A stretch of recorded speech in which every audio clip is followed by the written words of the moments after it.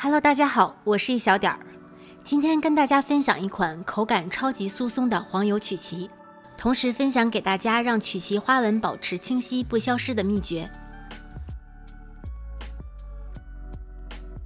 在制作之前，我们要提前预热烤箱到165摄氏度。曲奇花纹不消失的秘诀之一就是烤箱要充分预热。无盐黄油切成均匀的小块，可以室温软化，也可以用微波炉5秒5秒的加热。如果室温寒冷又没有微波炉，可以用吹头发的电吹风来软化黄油。将黄油软化到能够用手轻易按下去，没有任何阻力，但是周围没有化成液态的程度。曲奇花纹不消失的秘诀之二就是黄油软化的程度要适当。如果黄油太硬，曲奇会非常难挤；但是如果软化太过头，花纹容易不清晰。用电动打蛋器将黄油低速搅打至顺滑，然后加入细砂糖，还有一点点盐，盐可以增加风味，突出甜味。先用低速将糖与黄油融合，避免糖飞溅，然后再换中高速打发黄油，打到像这样黄油颜色发白，呈现羽毛状。黄油不要过度打发，否则也容易让曲奇花纹在烘烤的过程中消失。加入蛋黄，搅打至蛋黄全部被吸收。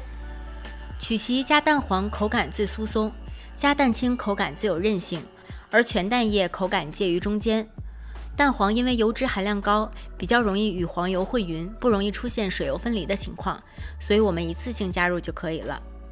这个时候黄油的质地是非常均匀的。筛入低筋面粉，还有杏仁粉，也叫扁桃仁粉，就是我们以前说的美国大杏仁磨成的粉。加入杏仁粉可以增加一些果仁香，如果没有，也可以拿等量的低筋面粉来代替，完全没有问题。用刮刀像这样压拌，让粉类被黄油慢慢吸收进去，拌至均匀，看不见干粉就可以了。曲奇花纹不消失的秘诀之4就是选择合适的裱花嘴儿。我们最好选择这种大口径的，锯齿比较深的。大口径的挤曲奇更容易，锯齿深的话花纹就更清晰。我这有2个不同的裱花袋，最好选这种材质厚的结实的，不要选这种薄的，不然挤的时候非常容易爆开。裱花袋前面剪个小口，把裱花嘴儿放进去，注意不要挡到裱花嘴儿的锯齿。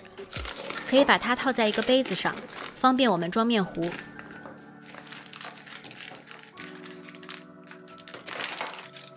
面糊一次不要装太多，尽量控制在裱花袋一半以下的位置，这样比较好挤，装得多会挤不动的。烤盘垫烘焙纸或者硅胶垫，如果用烘焙纸的话，可以把纸折出4厘米宽的折痕作为参考，再用一点面糊固定在烤盘上。用这个硅胶垫是因为上面有这个马卡龙的圈圈，直径也是4厘米，拿它作为参考，这样每个曲奇的大小都基本一致。